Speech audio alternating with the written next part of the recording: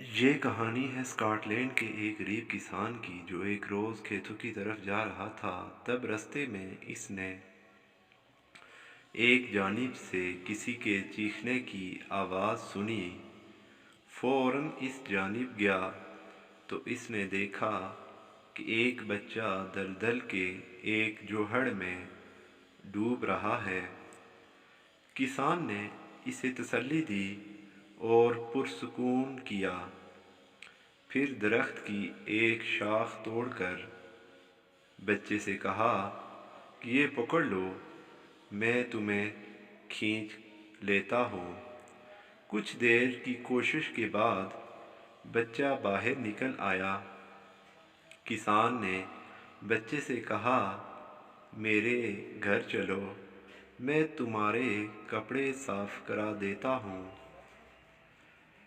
لیکن بچے نے کہا، میرے والد صاحب انتظار کر رہے ہوں گے، اور یہ کہہ کر وہ بھاگ گیا۔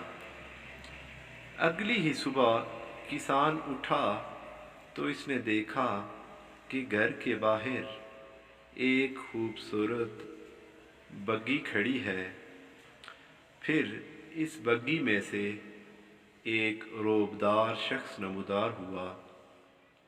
اس نے کسان کا شکریہ ادا کیا اور کہا،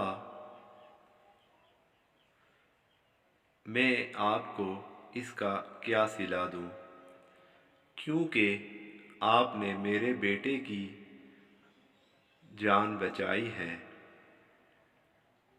غریب کسان نے کہا،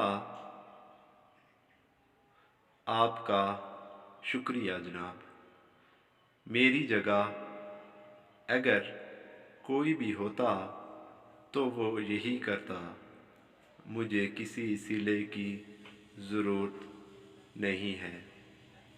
اس رئیس نے بہت اصرار کیا، لیکن کسان نے قبول نہ کیا۔ تو جاتے جاتے اس کی نظر کسان کے بیٹے پر پڑی۔ کہنے لگا، کیا یہ آپ کا بیٹا ہے؟ کسان نے محبت سے بیٹے کا سر سہلاتے ہوئے کہا، جی جناب، یہ میرا ہی بیٹا ہے۔ رئیس بولا، چلو ایک کام کرتے ہیں، اس کو میں اپنے ساتھ لندن لے کر جاتا ہوں، اسے پڑھاتا ہوں۔ بیٹے کی محبت میں کسان نے وہ پیشکش قبول کر لی۔ اس کا بیٹا لندن چلا گیا، پڑھنے لگا اور اتنا پڑھا کہ دنیا بھر میں مشہور ہو گیا۔ کیا آپ جانتے ہیں دنیا اسے الیگزینڈر فلیمنگ کے نام سے جانتی ہے؟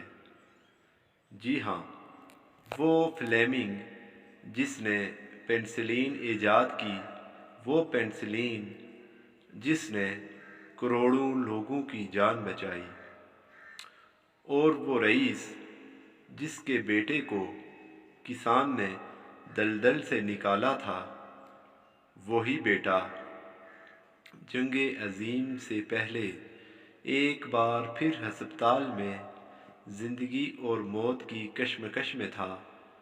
پھر دوبارہ فلیمنگ کی پنسلین سے اس کی زندگی بچائی گئی۔